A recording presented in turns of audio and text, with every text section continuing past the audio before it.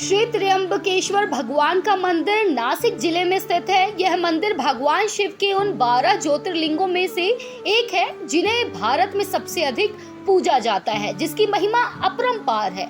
मंदिर के पास ब्रह्मगिरी नामक पर्वत से पुण्य सलीला गोदावरी नदी निकलती है। उत्तर भारत में पापनाशनी गंगा का जो महत्व है वही दक्षिण में गोदावरी का है। जिस तरह गंगा अवतरण का श्रेय महातपस्वी भागीरथ जी को है, वैसे ही गोदावरी का प्रवाह ऋषि श्रेष्ठ गौतम जी की महान तपस्या का फल है, जो उन्हें भगवान आशुतोष से प्राप्त हुआ था। बृहस्पति के सिंह राशि में आने पर यहाँ बड़ा कुंभ मेला लगता है और श्रद्धालु जन गौतमी गंगा में स्नान कर तथा भगवान श्री त्र्यंबकेश्वर का दर्शन कर अपने आप को कृतकृत्य मानते हैं। शिव पुराण में वर्णन है कि गौतम ऋषि तथा गोदावरी और सभी देवताओं की प्रार्थना पर भगवान शिव ने इस स्थान पर निवास करने का निश्चय किया था और त्र्यंबकेश्वर नाम से विख्यात हुए। त्र्यंबकेश्वर ज्योतिर्लिंग सबसे अद्भुत और मुख्य बात यह है कि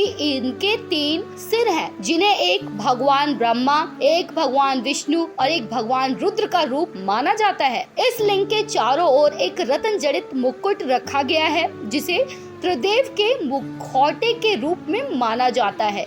इस मुकुट में हीरा, पन्ना और कई बेशकीमती रत्न जड़े हुए हैं। त्र्यंबकेश्वर मंदिर में इसको सिर्फ सोमवार के दिन शाम 4 से 5 बजे के बीच में दर्शनार्थियों को दिखाया जाता है। गोदावरी नदी के किनारे बने त्र्यंबकेश्वर मंदिर का निर्माण काले पत्थर से किया गया है। इस मंदिर की वास्तुकला बहुत ही अद्भुत है और अनोखी भी मानी जाती है। भव्य त्र्यंबकेश्वर मंदिर इमारत सिंधु आर्य शैली का अद्भुत नमूना है। इस मंदिर के भीतर एक गर्भगृह है, जिसमें प्रवेश करने के पश्चात शिवलिंग आंख के समान दिखाई देता है, जिसमें जल भरा रहता है। यदि ध्यान से देखा जाए तो इसके भीतर 1 इंच के 3 लिंग दिखाई देते हैं। इन 3 लिंगों को त्रिदेव यानी ब्रह्मा, विष्णु, महेश का अवतार माना जाता है।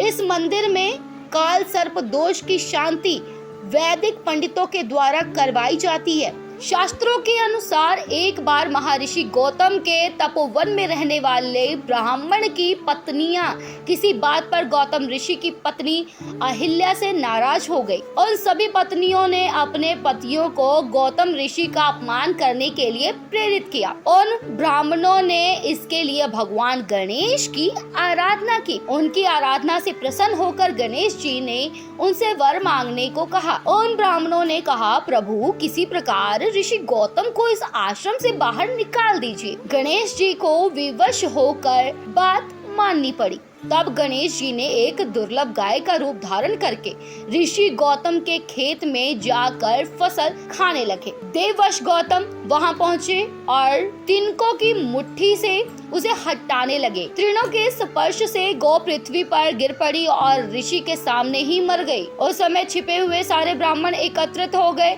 गौ हत्यारे कहकर ऋषि गौतम का अपमान करने लगे। ऐसी कठिन परिस्थिति को देखकर गौतम ऋषि उन ब्राह्मणों से प्रायश्चित के लिए पूछने लगे। तब उन्होंने कहा, गौतम तुम अपने पाप को सर्वत्र बताते हुए 3 बार पृथ्वी की परिक्रमा करो, फिर लौटकर यहाँ 1 महीने तक व्रत करो। इसके बाद इस ब्रह्मगिरी पर 100 बार घूमो, तभी तुम्हारी शुद्धि होगी। यदि यह ना कर पाओ तो यहाँ गंगा जी को लाकर उनके जल से स्नान करके 1 करोड़ पार्थिव शिवलिंग से भगवान शिव जी की आराधना करो। इसके बाद फिर से गंगा जी में स्नान करके पुनः 100 घोड़ों से पार्थिव शिवलिंग को स्नान कराने से तुम्हारा उद्धार होगा। गौतम ऋषि ने इस प्रकार कठोर प्रायश्चित किया। इससे प्रसन्न होकर भगवान शिव ने उन्हें वर मांगने को कहा। महर्षि गौतम ने कहा, भगवान आप मुझे गौ हत्या के पाप से मुक्त कर दीजिए। भगवान शिव ने कहा, गौतम तुम सर्वदा निष्पाप हो। गौ हत्या का अपराध तुम पर छल पूर्वक लगाया गया था।